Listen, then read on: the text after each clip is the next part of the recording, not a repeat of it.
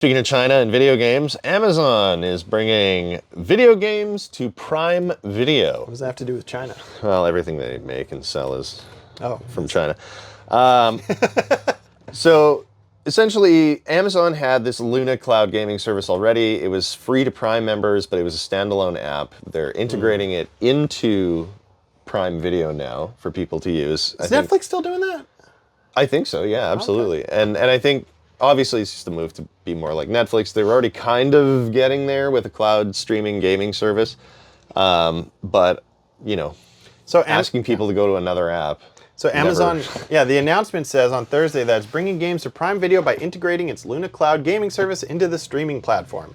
Games such as Hogwarts Legacy, EA Sports FC 26, I think that's actually got value, Indiana Jones and the Great Circle, Clue, and Taboo will be available today on Fire TVs in the US and UK.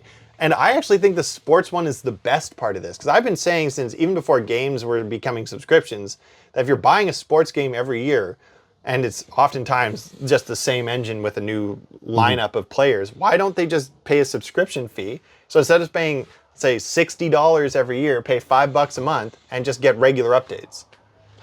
So if you can get it in your streaming service you already got. My favorite gaming, sports gaming memory is there was a comic book store at the end of our street called Pristine Comics when we were growing up. Yep. And I remember going in there when they just opened, like relatively close to that point, and the owner and one of his employees were watching, I think it was on PS2 at the time, maybe, or even earlier or something, maybe Dreamcast.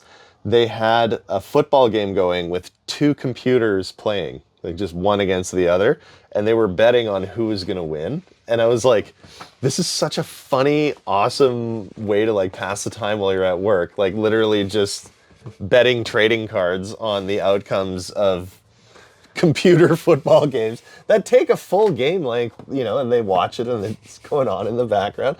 It's just so pleasantly nerdy. Now everybody would be like, I don't want to watch that slop. But back then, you're like, whoa, two computers that can play each other. Let's go. Whoa, yeah, exactly. I don't have to be part of this. I can leave it on. Remember the AI in GoldenEye was such a big deal because it responded to sound or something? And you're like, what? Whenever I hear headlines like this one, I always wonder if I'm just old because I don't use cloud gaming streaming services at all. No. And I've never tried them. I have no real interest in trying them. Maybe I'm just privileged because I have my own PC or whatever, but it's nothing that really appeals to me. I imagine this is mostly for kids, like when their parents have a streaming app and they're like, now you can play a game on it. Great. I honestly don't have can't to buy figure games, it out. So I know Amazon's been trying to get a stake in the whole like gaming market, and they just haven't really been succeeding. They try giving away games, and you know what I love? Going on Epic Games, claiming my free games, and then never installing them. Nothing was better than that Amazon Studios RPG, that huge one that dropped called like New World or whatever, and you couldn't name your character anything that had Jeff Bezos in it.